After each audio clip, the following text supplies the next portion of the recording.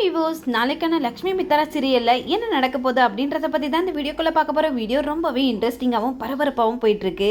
இப்போ டெண்டர் யாருக்கு கிடைக்க போகுது அப்படின்னு சொல்லிட்டு அந்த இடத்துல எல்லாருமே ரொம்பவே அப்படியே ஒரு மாதிரி டென்ஷனோடு இருக்காங்க. அப்போ அந்த இடத்துல டெண்டர் அறிமுகப்படுத்துகிறாங்க.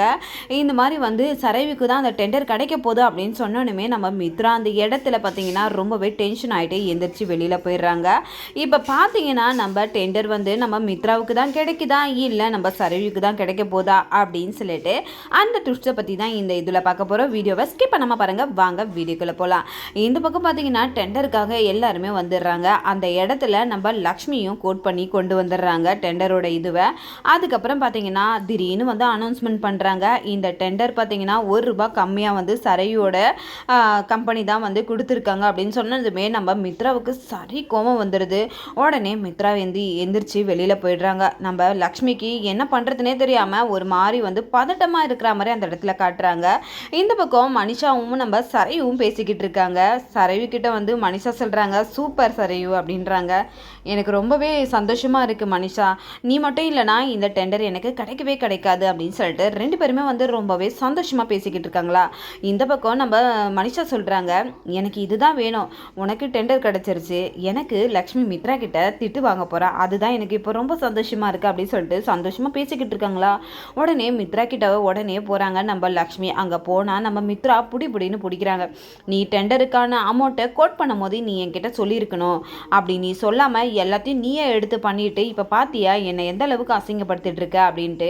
உடனே நம்ம விவேக் சொல்கிறாங்க, அண்ணி என்ன பண்ணாங்கன்னா அன்னிக்கு என்ன தெரியும், நீங்கள் அண்ணியை நீங்கள் இந்த மாதிரி பண்ணுறீங்க, அவங்க நல்லதை நினச்சி தானே நம்மளுக்காக எல்லா விஷயத்தையும் பண்ணாங்க, இது ஏன் நீங்கள் தப்பாக நினச்சிக்கிறீங்க ஒரு பக்கம் சொல்ல. உடனே நம்ம மித்ரா உடனே நம்ம விவேக் பேசுனதுனால கடுப்பாயிட்டு மறுபடியும் அதே இடத்துக்கு போய் உட்காந்துடுறாங்க.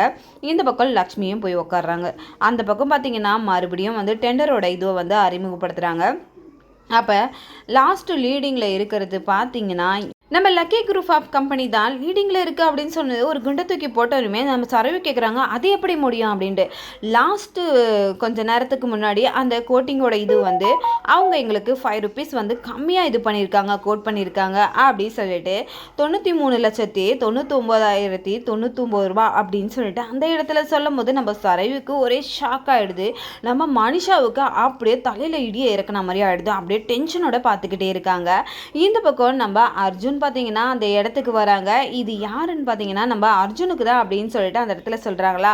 அப்போ அர்ஜுன் சொல்கிறாங்க, நான் தான் அரவிந்தாவோட இதுவுக்காக கோட் பண்ணியிருக்கேன் அப்படின்னு சொல்லிட்டு, இது அப்படியே லக்கி குரூப் ஆஃப் கம்பெனியோட ஒன் ஆஃப் பார்ட்னர் தான் நான், அவங்களுக்காக தான் இந்த இதுவை நான் கோட்டிங்கை இது பண்ணினேன் கடைசி நிமிஷத்தில் அப்படின்னு சொல்கிறாங்க. அப்போ அந்த டெண்டர் யாருக்கு அப்படின்னு சொல்லிட்டு அறிமுகப்படுத்துகிறாங்க. அப்போ நம்ம லக்ஷ்மி சைன் போட சொல்கிறாங்க. நம்ம மித்ரா கிட்ட பார்த்தீங்கன்னா அந்த அதிர்ச்சியான இதுலேருந்து அவர் மீளவே இல்லை. என்னது இது, அர்ஜுன் நம்மளுக்காக இது பண்ணியிருக்கானே அப்படின்னு சொல்லிட்டு அவர் ஒரே அப்படியே அதிர்ச்சியில் உறைஞ்சி போயிருக்காரு. இந்த பக்கம் பார்த்தீங்கன்னா அப்போ லக்ஷ்மி ரொம்பவே தேங்க்ஸ் அர்ஜுன் அப்படின்றாங்க. பரவாயில்ல லக்ஷ்மி, நீ சைன் போடு அப்படின்றாங்க. அப்போ மித்ராவையும் நம்ம விவேக் கூட்டிகிட்டு வராங்க. வாங்கண்ணா அப்படின்னு சொல்லிட்டு உடனே மித்ராவும் அந்த இடத்துல நின்றுட்டு அப்படியே அர்ஜுனையே பார்த்துக்கிட்டு இருக்காங்க. அர்ஜுன் சொல்கிறாங்க, கங்க்ராச்சுலேஷன் மித்ரா, லக்ஷ்மி கிடைத்தது இப்போ நீ தானே, உனக்கும் கங்க்ராச்சுலேஷன் அப்படின்னு சொல்கிறாங்க. ஆனால் எந்த இடத்துலையுமே நம்ம அர்ஜுனுக்கு அவர் தேங்க்ஸ் சொல்லவே இல்லை. அந்த இடத்துல அப்படியே பார்த்துக்கிட்டே இருக்காங்க. இந்த பக்கம் பார்த்தீங்கன்னா நம்ம மனிஷாவை தாங்க காட்டுறாங்க. மனிஷா ரொம்பவே டென்ஷனோடு இருக்காங்க. மனிஷா டென்ஷனோடு இருக்கிறத பார்த்தீங்கன்னா எப்படி இவளால் முடியுது, எப்படி இவ பண்ணா, இதுக்கு வாய்ப்பே கிடையாது அப்படின்னு சொல்லிட்டு ஒரே டென்ஷனில் யோசிச்சுக்கிட்டே இருக்காங்க. அப்போ நம்ம லக்ஷ்மி வராங்க. என்ன மனிஷா இதெல்லாம் எப்படி நடந்ததுன்னு சொல்லிட்டு உனக்கு ரொம்பவே ஷாக்கிங்காக இருக்கோ அப்படி சொல்கிறாங்க. ஏய் என்ன பண்ண அப்படின்றாங்க.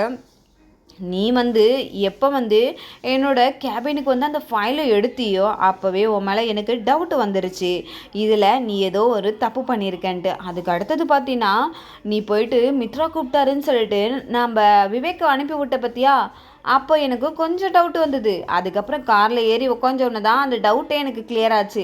ஃபைல் ஓப்பனில் இருக்கும் போதே நான் நினச்சிட்டேன் நீ தான் இந்த வேலையை பார்த்துருக்க அப்படின்னு சொல்லிட்டு. அதே ஸ்பாட்டில் நான் என்ன பண்ண தெரியுமா, என்னோடய ஃப்ரெண்டு அர்ஜுனுக்கு எல்லா டீட்டெயிலையும் அனுப்பி விட்டேன். கடைசி நிமிஷத்தில் தான் என்னோடய ஃப்ரெண்டு அர்ஜுன் எனக்கு ஹெல்ப் பண்ணார். அவர் கோட் பண்ண அமௌண்ட்டு தான் இப்போ ஃபைனலாக வந்திருக்கு. எப்படி நான் திருப்பி கொடுத்தேன் பார்த்தியா அப்படின்னு சொல்லிட்டு. ஏய் என்னடி என்ன நீ வந்து ஜெயிச்சிட்டேன்னு நினச்சிக்கிட்டு இருக்கியா அப்படின்னு சொல்லிட்டு இது பண்ணுறாங்க.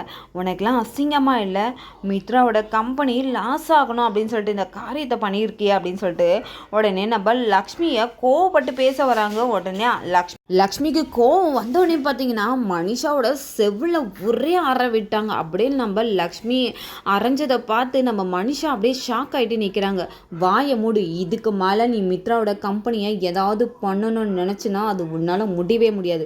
நான் இருக்கிற வரைக்கும் அந்த கம்பெனியை உன்னால் எதுவுமே பண்ண முடியாது. எப்படி எப்படி எப்படி எப்படி நீ பண்ணிவிட்டு அதை அப்படியே திருப்பி வந்து மித்ராவுக்கு நீ கொடுக்குற மாதிரி என்னம்மா ட்ராமா போட்டுக்கிட்டு இருக்க அப்படின்னு சொல்லிட்டு நம்ம லக்ஷ்மி அடித்ததில் அப்படியே உறைஞ்சி போய் நிற்கிறாங்க. லக்ஷ்மி கேட்குற கேள்விக்கு பதிலே சொல்ல முடியாமல் திக்குமுக்க ஆடுறாங்க.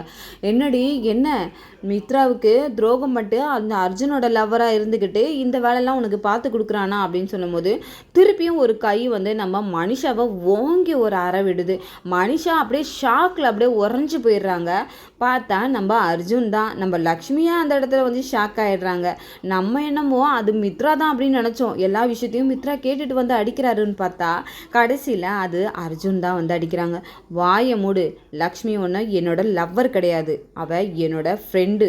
அவளுக்கு நான் ஒரு அண்ணன் மாதிரி. அவளுக்கு என்ன பிரச்சனை வந்தாலும் நான் வருவேன். நீ என்ன நினச்ச, அவளை நீ சாய்ச்சலாம் நினச்சியா? அவளை நீ அவ்வளோ சீக்கிரம் சாய்க்க முடியாது. அவள் ஒரு ஆலமரம் மாதிரி. அவளை நீ எப்படி சாய்க்கணும்னு நீ நினச்சா கூட அது உன்னால் முடியவே முடியாது. இதுக்கு மேலே லக்ஷ்மியை தொடணும் நீ நினச்ச, உன்னை நான் விடவே மாட்டேன் அப்படின்னு சொல்லிட்டு நம்ம அர்ஜுன் வான் பண்ணிட்டு போகிறாங்க நம்ம மனிஷாவை. இந்த பக்கம் பார்த்தீங்கன்னா நம்ம லக்ஷ்மியும் திட்டி விட்டு அதுக்கப்புறம் போயிடுறாங்களா. அப்படியே பார்த்தீங்கன்னா நம்ம ஜுன்னு நம்ம லக்கியை தான் காட்டுறாங்க. அந்த இடத்துல நம்ம ஜுன்னுவையும் லக்கியும் பார்க்குறதுக்கு பாஸ்கர் வராங்க. பாஸ்கர் அங்கிள் எப்படி இருக்கீங்க, எங்கே போனீங்க அப்படின்றாங்க. ஜுன்னு கேட்குறாங்க, உனக்கு தெரியுமா லக்கி? ஆமாம், எங்கள் வீட்டில் தான் இவங்க ஒர்க் பண்ணிகிட்டு இருந்தாங்க, இப்போ கொஞ்ச நாளாக காணோம் அப்படின்றாங்க. உடனே பாஸ்கர் அங்கிள் எனக்கு ஒரு விஷயம் தெரியணும் அப்படின்றாங்க. என்ன பாப்பா அப்படின்றாங்க. என்னோட அம்மா அப்பா யாருன்னு உங்களுக்கு தெரியுமா? எனக்கு கொஞ்சம் சொல்லுங்களேன். அதுதான் ஆஃபீஸில் இருக்காங்களே. ஐயோ அங்கிள், நான் என்னோட அம்மா அப்பாவை கேட்குறேன். அதுதான் பாப்பா அவங்க ஆஃபீஸில் இருக்காங்கல்ல அப்படின்றாங்க. உடனே ஜுன்னு சொல்கிறாங்க, எனக்கு எப்படி மித்ரா அப்பா வந்து எனக்கு அப்பாவாக இருக்காங்க, லக்ஷ்மி அம்மா எனக்கு அம்மாவாக இருக்காங்க, அதே மாதிரி அவங்கள பெற்றவங்கள தான் அவள் கேட்குறா அப்படின்னு சொல்லிட்டு சொல்கிறாங்க.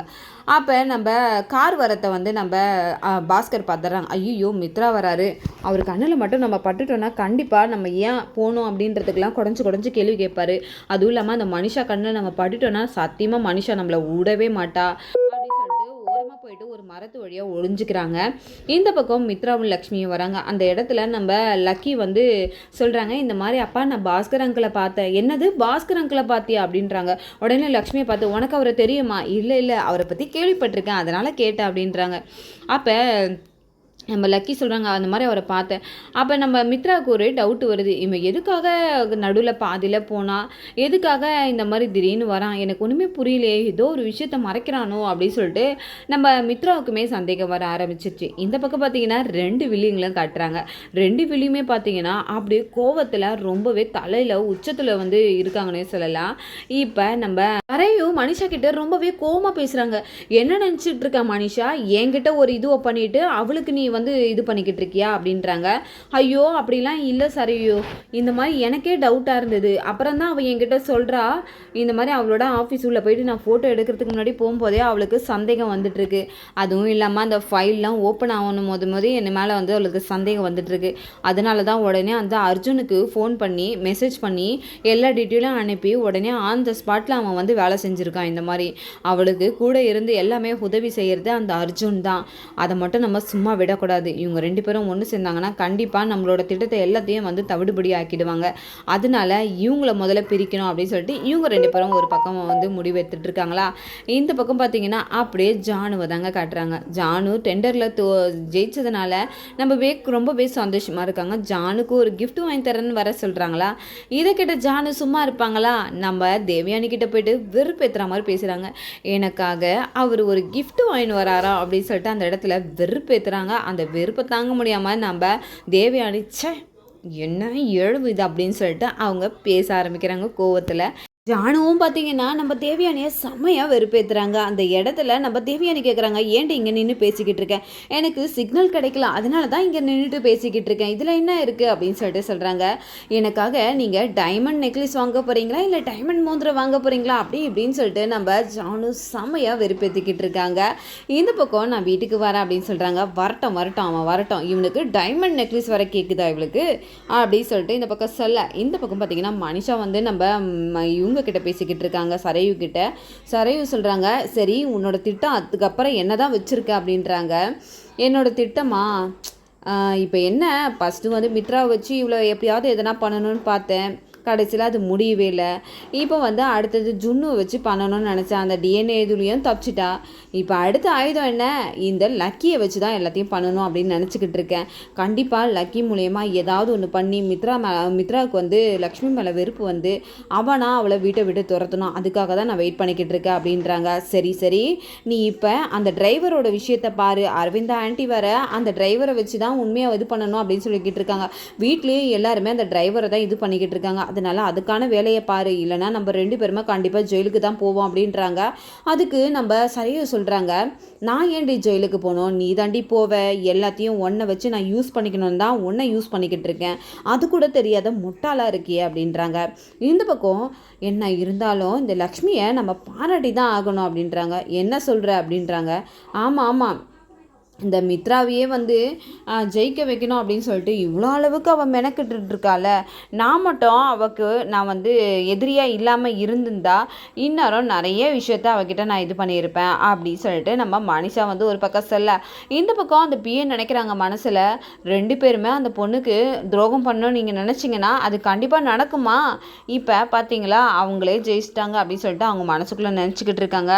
அடுத்த திட்டத்தை சீக்கிரமாக சரியாக ஆரம்பியும் ஒரு பக்கம் சொல்ல, இந்த பக்கம் நம்ம வீட்டுக்கு விவேக் வராங்க. விவேக் வந்ததும் பார்த்தீங்கன்னா தேவயானி இருக்காங்க. தேவயானியை பார்த்ததுமே நம்ம விவேக் கையில் வாங்கிட்டு இருக்க பூவை வந்து மறைக்கிறாங்க. அப்போ தேவயானி கேட்குறாங்க, "என்னடா மறைக்கிற, என்னடா மறைக்கிற?" அப்படின்றாங்க. ஆனால் நம்ம விவேக் வந்து காட்டுறதாவே இல்லை. "அம்மா அது ஒன்றும் இல்லைம்மா, எதுக்காக இப்படிலாம் பண்ணிக்கிட்டு இருக்கீங்க?" அப்படின்றாங்க. உடனே தேவயானி எங்கே அந்த பூவை இது பண்ணிட போகிறாங்க அப்படின்னு சொல்லிட்டு நம்ம விவேக் அந்த பூவை தூக்கி போடுறாங்க. கரெக்டாக பார்த்தீங்கன்னா நம்ம மித்ரா அந்த இடத்துல வராங்க. அவங்க கையில் போயிட்டு அந்த பூ மாட்டிக்குது. உடனே அந்த பூ வந்து மாட்டினதுமே நம்ம அப்படியே திருன்னு முழிக்கிறாங்க, "இது என்ன இது?" அப்படின்ட்டு. அதுக்கப்புறம் பார்த்தீங்கன்னா இந்த பக்கம் லக்ஷ்மி வராங்க, ஒரு பக்கம் தேவயானியும் வராங்க. தேவயானி வந்ததுமே என்ன இருக்குன்னு கேட்பாங்க இல்லையா சித்தி, அப்போ என்ன சொல்கிறது அப்படின்னு சொல்லிட்டு அந்த பூவை அப்படியே தூக்கி போடுறாங்க. ஒரு பக்கம் மனிஷா அங்கேருந்து வராங்க. மாற்றி மாற்றி அந்த பூவை தூக்கி போட்டு விளையாடுறாங்க. கடைசியில் நம்ம லக்ஷ்மி பக்கம் வந்து அந்த பூ போய் விழுந்துருது. இது விழுந்தோடனே மித்ரா அப்படியே திரும்பிக்கிறாங்க. உடனே வந்து, "என்ன மித்ரா, எனக்காக பூ வாங்கி கொடுத்துருக்கீங்களா? எனக்கு ரொம்ப சந்தோஷமாக இருக்கு." ஐயோ, இவ வேற நேரம் புரியாமல் அப்படின்னு சொல்லிட்டு அவங்க ரொம்பவே ரொமான்ஸில் இது பண்ணிக்கிட்டு இருக்காங்க நம்ம லக்ஷ்மி. இந்த பக்கம் பார்த்தீங்கன்னா மித்ரா வந்து, "நான் வாங்கி தரல, அது வந்து ஜானுக்காக விவேக் வாங்கினது, அதை கொடு" அப்படின்றாங்க. இந்த பக்கம் மனிஷா அப்படியே வந்துடுறாங்க. மனிஷாவை பார்த்ததுமே நம்ம லக்ஷ்மி வெறுப்பேற்றுற மாதிரியே பேசிக்கிட்டே இருக்காங்களா.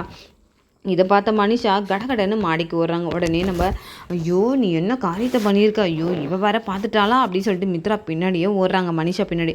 உடனே மனிஷா சொல்கிறாங்க, "என்ன தைரியம் தான் நீ அவளுக்கு பூ வாங்கி கொடுத்த?" "ஐயோ நான் வாங்கி கொடுத்த பூ அது கிடையாது, அது விவேக்கு கொடுத்தது. விவேக் வந்து ஜானுக்காக வாங்கிட்டு வந்தது, அதை தூக்கி போட்டால் அதை நான் பிடிச்சிட்டேன். அதை வந்து லக்ஷ்மி தப்பாக நினச்சிக்கிட்டேன்" அப்படி இப்படின்னு சொல்லி சமாளிக்கிறாங்க அந்த இடத்துல.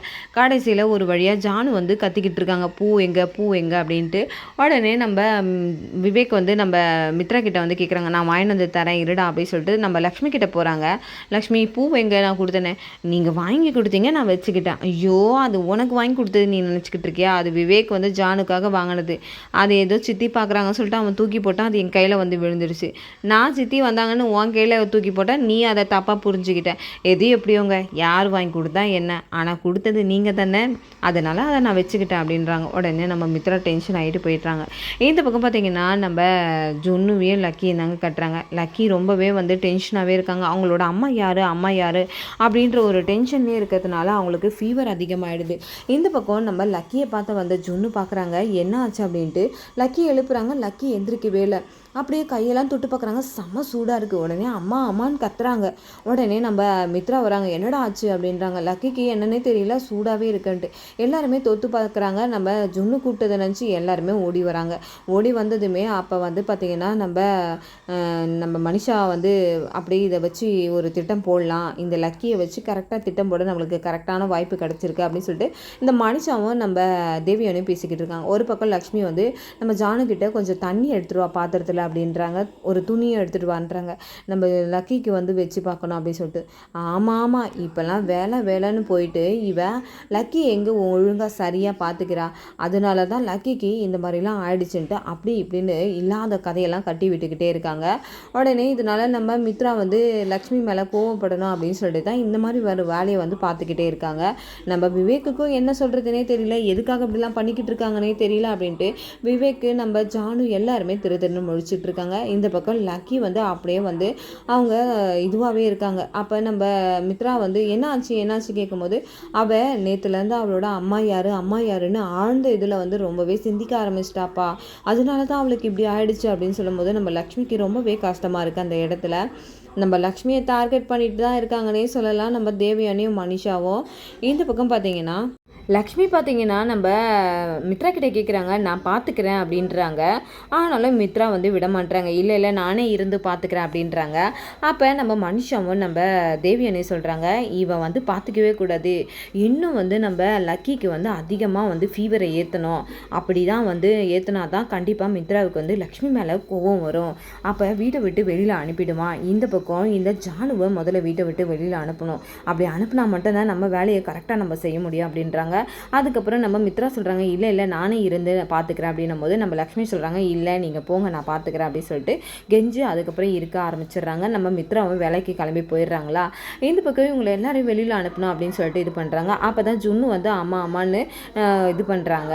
அப்போ வந்து நம்ம லக்கி பாப்பாவை பற்றி சொல்கிறாங்க, இந்த மாதிரி அவர் ரொம்பவே வந்து அவங்களோட யார் அம்மா உண்மையான அம்மா அப்படின்னு சொல்லிட்டு தேடிக்கிட்டே இருக்காங்க, அதனால தான் இப்படி ஆயிடுச்சுமா அவளுக்கு. அதுவும் இல்லாமல் பாஸ்கர் அங்கிள் வந்தாங்க, அவங்க யாரோ அவங்க வந்து அவங்க கிட்ட போய் கேட்டா அவங்களும் வந்து சொல்கிறதுக்கு வந்தாங்க, அதுக்கப்புறம் ஓடி போயிட்டாங்க அப்படின்றாங்க. ஐயோ என்ன இது பாஸ்கர் வந்தானா, அப்போ இவன் இங்கே தானே இருக்கான், இவன் மட்டும் உண்மையை சொல்லிட்டாலே முடிஞ்சிருச்ச கதை அப்படின்னு சொல்லிட்டு நம்ம மனிஷாவுக்கும் தேவியானுக்கும் அங்கே ஒரு மாதிரி பதட்டமாகவே ஆகிடுது.